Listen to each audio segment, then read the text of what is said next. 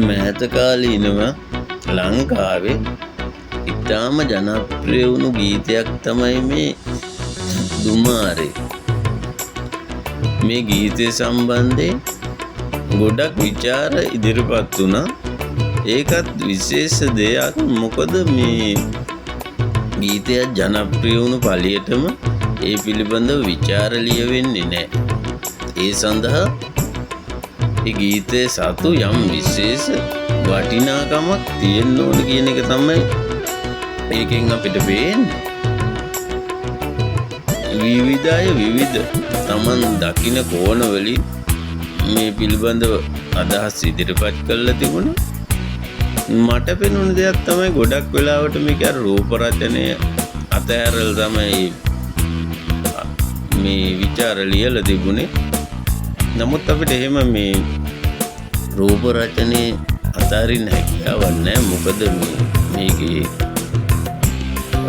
නිලයේ video එකම ඒ නිර්මාණකරුවන් විසින් ඉදිරිපත් කරලා තියෙනවා. ඉතින් ඒ නිසා මේ වීඩියෝ එකත් ගීතයේම කොටසක්. ඒ වගේම තව මේ කොටක් විචාරවලදී දුනා මේ ලියලා තියෙන ස්වාමීන් වහන්සේ නමක් ඉඳ මේක බුද්ධ ධර්මයේ සමග ගලපන්න උත්සාහ කරලා තියෙනවා.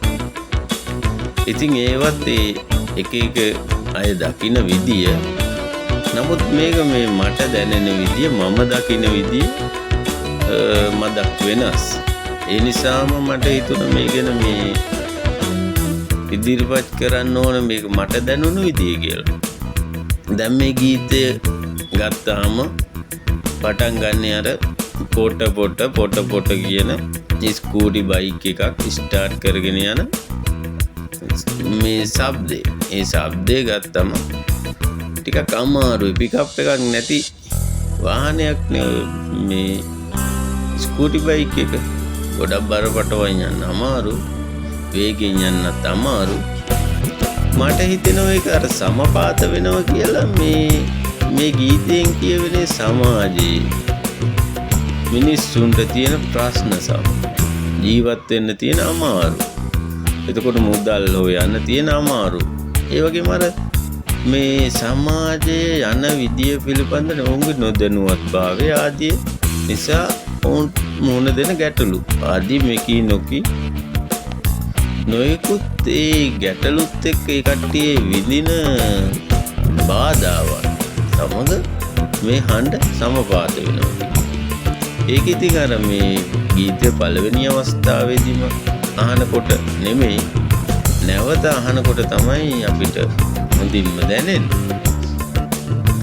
ඊළඟට මේ හඬ පරිවර්තනය වෙනවා අර තන නන කියන සරල රිද්මය. ඒ රිද්මය මත තමයි ඊළඟට ගීතයේ දිගටම යන්නේ. අවශ්‍ය අවස්ථාවලදී රිද්මය මත වෙනත් සංගීත කණ්ඩ යොදලා අඩුත් නැතුව වැඩිත් නැතුව බොහොම අපූර්වට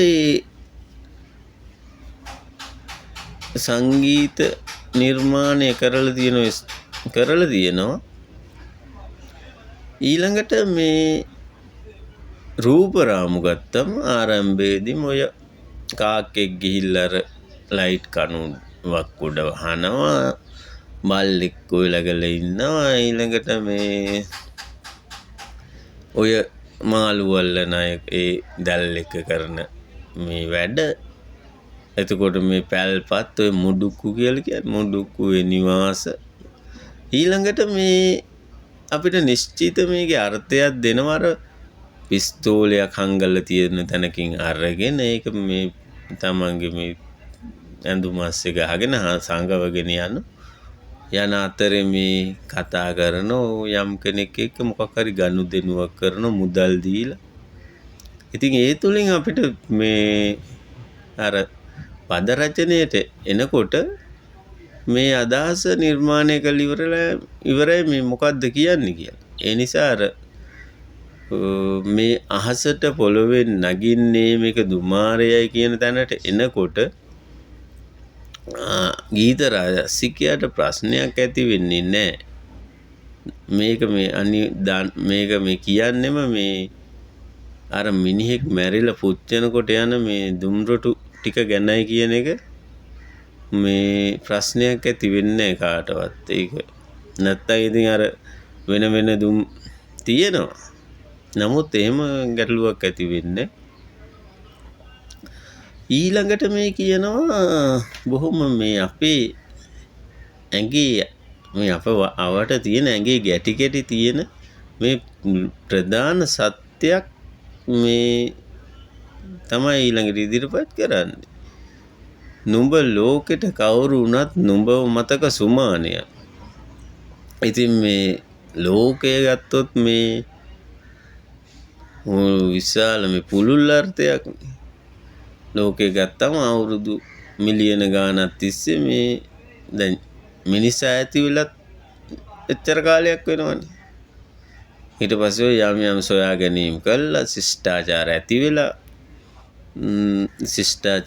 වෙලා සාමේ සංස්කෘතිය නැති වෙලා ওই කාර්මික විප්ලවය වගේ ඒවා ඇති වෙලා මේ සමාජයේ ආර්ථික වෙනස් වෙලා. ඉතින් මේ කාලයත් එක්ක ගත්තම මේ ප්‍රමාණයත් එක්ක ගත්තම තනි මිනිහෙක් කියන්නේ කොච්චර පොඩිද, කොච්චර මේ සුළුයිද. මේ මහ විශාල ප්‍රවාහයේදී මේ මිනිහෙක් කොච්චර කාලයක්ද මේ මතකේ රැඳෙන්නේ.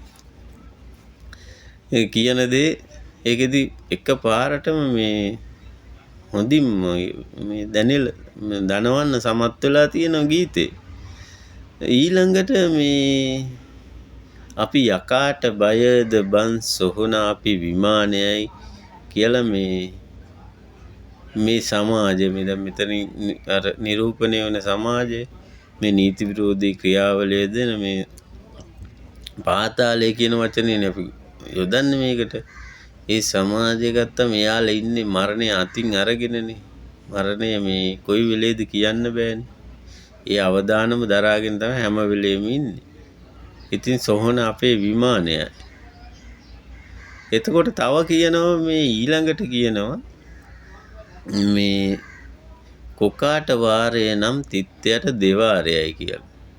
මේකෙදි මේ කොකා කියන්නේ බලවත් පුද්ගලයෙක්.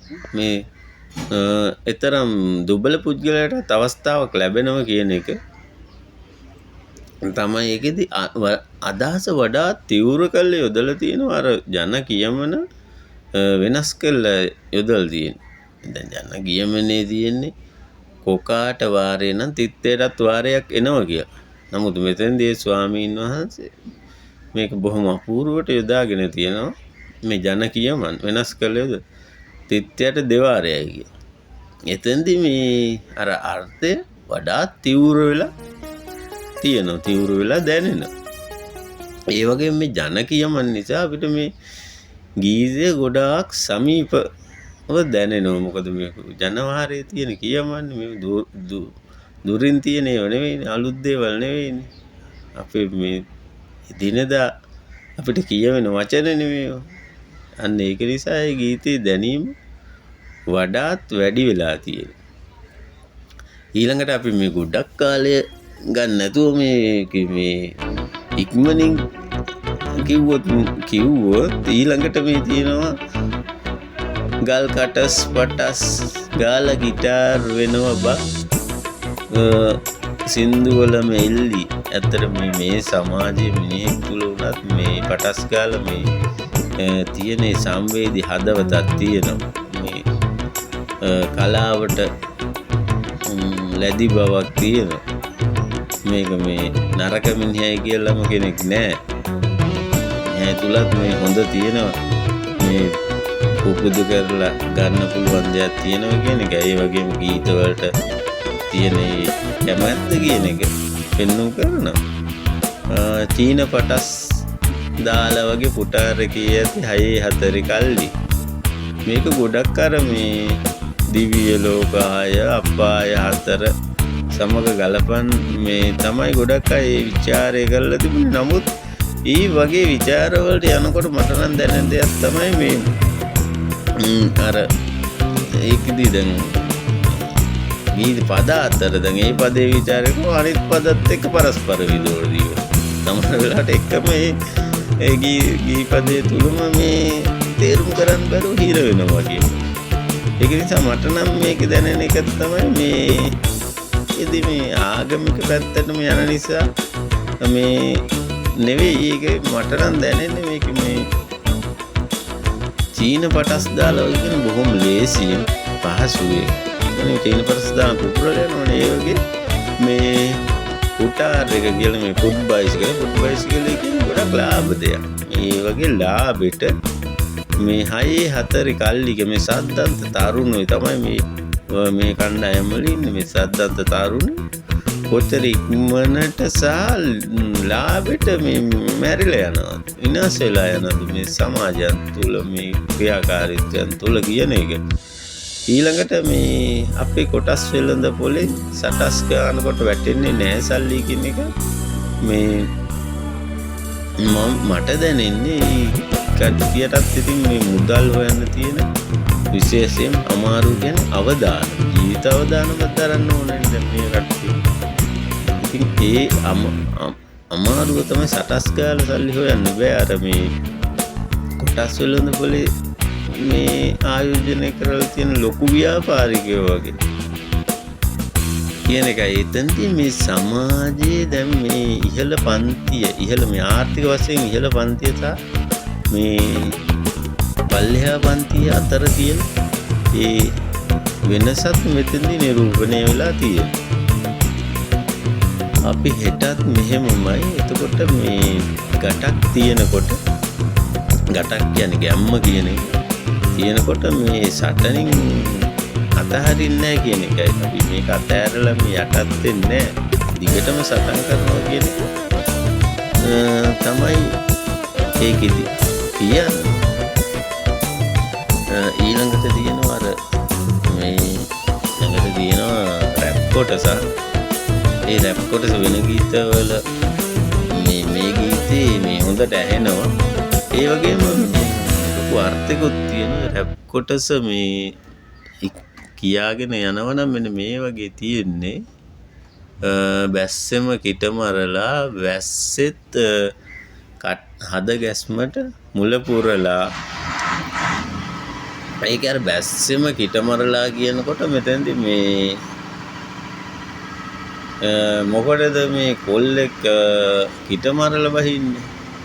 ගෑන් ළමෙක් බලන්න යන්නේ. ඉතින් මේකෙදි ඒ අර්ථයෙන්ම තමයි අපිට ගන්න පුළුවන්. ඒ අර්ථයෙන්ම තමයි තියෙන්නේ. වැස්සෙත් කටගැස්මට වට කරලා කියනවා. දැන් එතෙන්දී අරගෙන තියෙන ඔය මේ වැස්ස මේ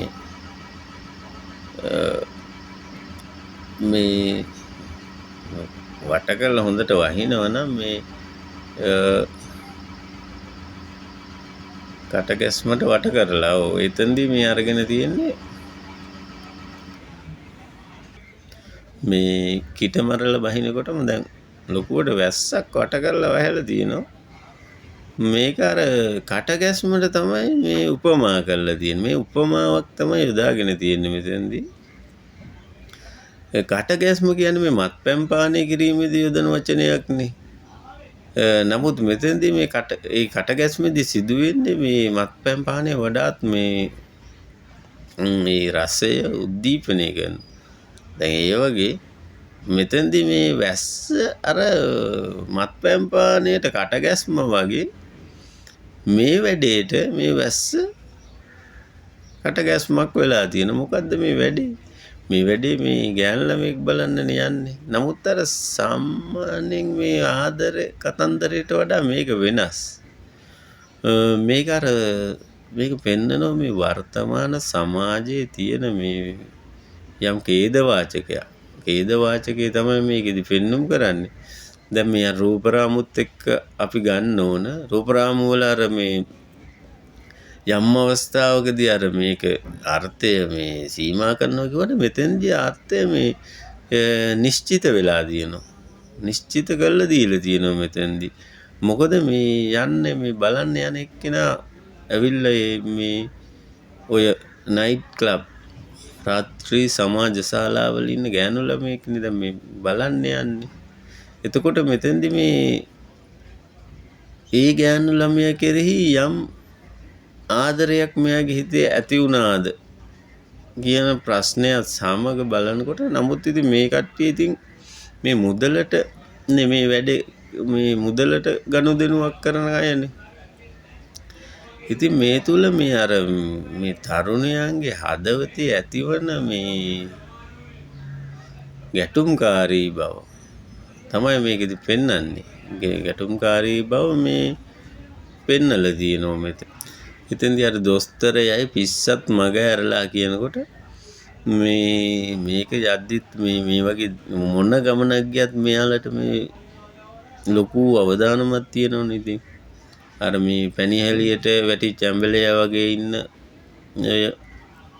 කට්ටියත් ඉන්න ඔය සෙට් වල. ඉතින් ඒ මේ කණ්ඩායමවල ඉතින් ඒ වගේ කට්ටිය මග ඇරලා බොහොම මීටරින් කියන්නේ මේ හොඳ සිහි කල්පනාවෙන් කියන එකනේ. තරම ගොඩක් මේ සිංහල වචන වලට මේ ඉංග්‍රීසි වචන තමයි දැන් භාවිතා වෙන්නේ. ඒක අපිටත් කියවෙනවා. ඒක ඇත්තටම අර භාෂාවේ අනන්‍යතාවට ගොඩක් හානියක්. අපේම වචන මේකට යොදා ගන්න එක තමයි භාෂාව ගොඩක් ලස්සන වෙන්නේ. මේ ඒ අර එහෙම දැන් ඒ අර මේ අර වගේ කට්ටිය මග ඇරලා යනවා. එතකොට මේ අර දිස්නේ දුන්නට වත් කරන් ඔය මතු පිට නෑ බන් රත්තරන් කියන්නේ අර මේ ඇත්තම ආදරයක් මෙතෙන්දි නෑනේ. තමන්ගේ අර යම් මේ ආශාවන් සන්තරපණය කර ගැනීම කියන දේ තමයි කරන්නේ. අර ආදරය කියන එක නිකන් අර මේ ඔය තවරගත්ත එකන්නේ. දැන් ඒ වගේ ඔය ඉන්න ගෑනු ළමයින්ගෙත් ඉතින් ඇඟවල් වල උනත් ඔය එහෙම මෙහෙන් මේ ඔය මේකප් තවරගෙන ඉන්නේ. නමුත් ඒ මේකප් තැවරීමට වඩා මේ හදවතේ තියෙන මේ ඇත්ත ආදරේ නෑ කියන එක මේ සමාජයේ දැන් තරුණයන්ට තියෙන ලොකු ප්‍රශ්නයක් මේක. මේ ඇත්ත ආදරේ මේ ඉල්ලලා හඬා වැටෙනවා මේ මිනිස්සු. ඒක මේ ගොඩාක් මේ ඔය ආදරේ සම්බන්ධ ගන්නකොට දැන් ඉතින් ඔය හහා කියලා වගේ රියැක්ට් එකක් දාලා විහිළුවක් කළා හිටියට ඇත්තට මේක අපිට පේනවා. දැන් කවුරු හරි මේ Tamanට ඇත්තම අවංකවම ආදරය කරන බොහොම මේ අවංකම ආදරයක් ලැබුණා කියමු. අපේ මේ කවුරුවත් ඔය හහාරියක් දාන කට්ටිය වගේ කට්ටිය එපා කියන්නේ එපා කියන්නේ බොහොම කැමැත්තෙන් ආදරයෙන් ඒක වැළඳ ගන්නවනේ. කැමති වෙනවනේ. ඒ වෙනුවෙන් කැප වෙනවනේ. මේ විකෘති වෙච්ච මනස තියෙන අය නෙවෙයි අර සාමාන්‍ය මනසක් තියෙන ඕන කෙනෙක් ඒ ආදරය වැළඳ ගන්නවා කැමති වෙනවා. ඉතින් මේ කැමති වෙන්නේ ඇයි එහෙනම්? ඒකෙන් පේනවා මේකේ මේ Tamanට අඩුවක් තියෙනවා කියලා. ඉතින් ඒ අඩුව තමයි මෙතෙන්දි මේකෙද්දිත් මෙයයි මේ කියන්නේ හඬා වැටෙන්නේ මේ දිස්නේ දුන්නට රත්තරන් ඔය මතු පිට නෑ මේ ඇත්ත රත්තරන් නෑ කියලා කියන්නේ මෙතන. මෙයා කියන්නේ මෙයාට මේ ලැබෙන දේ නෙවෙයි මීට වඩා වටිනා දෙයක් මෙතන තියෙන්න ඕන කියලා වගේ තියෙන්න ඕන කියන එක තමයි කියන්නේ. ඉතින් මේ ඇති වෙන ආදරේ ගැන මේක ගැන කියලාත් වැඩක් නැහැ. එතන මේ අර යාළුවන්ට ඔය ප්‍රශ්න යාළුවන්ට හරි පිටායට හරි ඔය ප්‍රශ්නේ දවසක උඹලගේ වෙනකන් දැන් මෙයයිටනේ මේ ප්‍රශ්නේ තියෙන්නේ. දැන් මේ ප්‍රශ්නේ වෙනකට උඹලගේ වෙනකන් උත්තර ෆ්‍රී හිට් කියන්නේ ක්‍රිකට් භාෂාවේ තියෙන වචනය. ෆ්‍රී හිට් නම් ඉතින් අත දිග ඇරලා ගහන්න පුළුවන්. මොකද ඒ පන්දුවට අවුට් වෙන්නේ නැහැ. අන්න ඒ වගේ තමයි අර මේ ප්‍රශ්නය සම්බන්ධ නොවන අය දෙන උත්තර බොහොම පහසුවෙන් ඇදලා අරින උත්තරය. අර නිකන් හහාරියක් දානවා වගේ තමයි ඒ උත්තර. නමුත් මේ ප්‍රශ්නේ නුඹලගේ වෙනකන් තමයි ඒක. තමන්ගේ වුණාම එහෙම වෙන්නේ නැහැ. හඬා වැටෙනවා. දරා ගන්න බෑ. තමන්ගේ වෙනකන් එතන ඒ ඉස්තරන් උත්තර දෙන්නේ තමන්ගේ වෙනකන්. තමන්ගේ ප්‍රශ්නේ තමන්ගේ වෙනතේ උත්තරේ දාර්ශනිකයි කියලාත් අර කියමනක් තියෙනවා. ඒකත් ලොකු අර්ථයක් තියෙන කියමන. තුන් මුලස් හන්දිවල වලක් බහිනවා පාට පාට වන්ඩි. මේක ඉතින් අර සිංහල භාෂාවට අලුතෙන් හඳුන්වා දීපු වචනයක් මේ තුන් මුලස් කියන එක. ඒක අර ස්වාමීන් වහන්සේම කියලා තිබුණ මේ රාග ద్వේෂ මෝහ කියන එක මේ සමග මේ ඒවයි මේ පිරුණු ඇලුණු ඒ වගේ මේ මිනිස්සු තමයි මේ වන්ඩි කියන්නේ. වන්ඩි කියන එක මේ වාහනවලට තමයි යොදලා තියෙන මේ කාර් වගේ වාහනවලට මේ එතකොට මේ ඒක යොදලා තියෙන්නේ. ඊළඟට තියෙනවා මේ හොඳ දෙයක් මේ පුන් කලස් මේ මම දකින විදිය මේකත් වෙනස් මේ පුන් කලස් දන්සැලට ඒ කියන්නේ පුන් කලස් දන්සැලට මේ පන්සල පූජා කරනවා මලක් දන්සල මේ මල් ඒ දන්සලට පූජා කරනවා බින්දින් නැතුව කණ්ඩි. එතන මේ කණ්ඩි කියන්නේ මේ සමාජ සම්මතයන් යහපත් හොඳයි කියන දේ ඒ පිරුවට පෙරවගෙන තමයි මේ නීති විරෝධී වැඩ කරන මිනිමරණ ජාවාරම් කරන අයත් ඉන්නේ. ඒ පිරුවට පෙරවගෙන ඒ කණ්ඩි බින්දින්නේ නැහැ. අර ඒක තමයි මෙතනදී කියවෙන්නේ මේ සමාජයේ දෙබිඩි බව මේ දෙබිඩි බව සමග මේ පවතින මේ ක්‍රමවේදය කොහාටද යන්නේ කියන එක ඇත්තටම ලොකු භයානක බවක් තියෙනවා. මේක දැන් මේ මහා ප්‍රවාහයක් විදිහට මේක ගලාගෙන යනවනේ.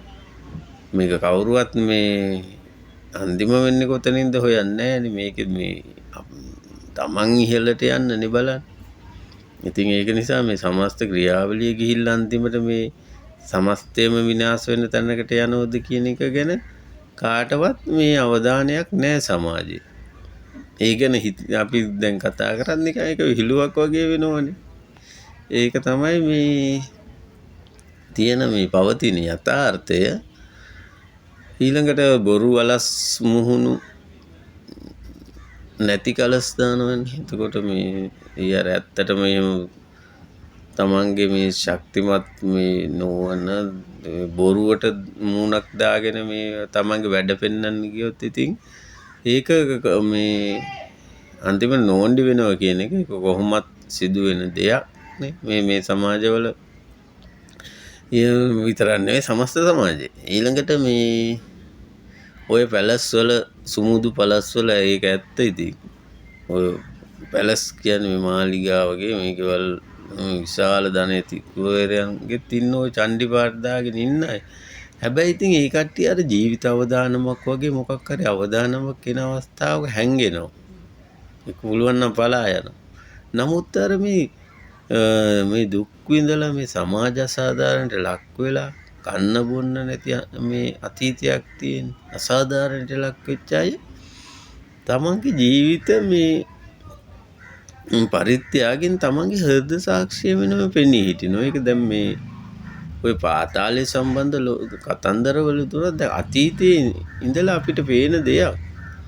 යම් අසාධාරණයක් ලක්වීම තුලින් මේකට ඇවිල්ලා ඒ අයගේ තුලත් තියෙනවා යම් මේ ප්‍රතිපත්ති. ඒ ප්‍රතිපත්තිය වෙනුවෙන් පෙනී හිටිනවා. අර කට්ටිය අර එහෙම ප්‍රතිපත්තියක් නැහැ. ඔය මේ සුමුදු මේ අර පළස්වල රඟට අර පැලස්වල ඉන්න කට්ටිය ඇත්තට මේ කට්ටිය සැබෑ චණ්ඩි නෙවෙයි. කට්ටිය කොහොමත් අර ෆේක් චණ්ඩි. ඒක තමයි මේ දිගු කාලින මේ සමාජයේ පවතින යථාර්ථය. ඇත්තටම මේ ගීතේ ඊටාම මේ මගෙත් හිතට මේ වැදුණු ගීතයක්. බොහොම ආදරෙ හිතුණු ගීතයක්. ඉතින් මේ වගේ ගීත තවත් බිහි වෙන්න කියලා අපි තමයි ප්‍රාර්ථනා කරන්න තියෙන්නේ. මේ අතර මීටත් වඩා ගොඩාක් පුළුල්ව අපිට මේ අර්ථය මේ විග්‍රහ කරන්න පුළුවන්. නමුත් ඉතින් කාලය නැති නිසා අපි බොහොම මේ අර සරලව ඉතින් තමයි මේක මේ ගන්න වෙන්නේ. ඉතින් ගොඩාක් දැන් අද සමාජයේ තියෙන දෙයක් නෙමෙයි කාලය පිළිබඳ ප්‍රශ්නේ. ඒ වගේ එකක් නේ. කාලය නෑ බිසි ඒ වගේම දැන් ඉතින් අර බිසි නිසා මේ ඕන දෙයක් බොහොම ඉක්මනින් මේ තමයි ශනික තමයි වෙලා තියෙන එක. ඉතින් ඒක ගොඩක් ආදීනව තියෙන දෙයක්. කොහොම නමුත් ඉතින් මේ ගියේ මේ කලාව නිසා මේ සමාජයට යහපතක් වෙන යුතුයි කියන එකනේ අපේ විශ්වාසය. ඉතින් ඒ වගේ මේ සමාජයේ වෙනසක් සඳහා මේ කලා නිර්මාණ බිහි වේවා කියලා මේ නිර්මාණකරුවන්ට අපිට මේ ප්‍රාර්ථනා කරන්න තියෙන. අර එතකොට මේ පොඩක් මට කියන්න ඕනේ රොබී ඒ ගායන ශිල්පියාගේ හඬ මේ ගීතෙට ඉතාම හොඳින් මේ ගැළපීලා තියෙනවා. ඒක මේ නොකියුවොත් ඒක අඩුවක් වෙනවා. ඇත්තටම මේ සියලු මේ ස්වාමීන් වහන්සේට මේ ඒ වගේ මේ ගීත ඒ සංගීත ශිල්පියාට ඒ වගේම මේ රොබී ඒ ගායන ශිල්පියාටත් මේ වගේ මීටත් මේ වගේ නිර්මාණ කරන්න තව ශක්තිය ධෛර්යය ලැබේවා. මේ ළඟදීම අපිට මේ වගේ කොට මේ වගේ නෙවෙයි ගොඩ කරැල්ල එම නෙවෙයි මේ අපූර්ව නිර්මාණ ඉදිරිපත් කරන්න මේ ළඟදී ඉදිරිපත් මේ ලැබේවා කියලා ඉතින් ප්‍රාර්ථනා කරන එනම් ඉතින් ජය වේවා. ආයුබෝවන්.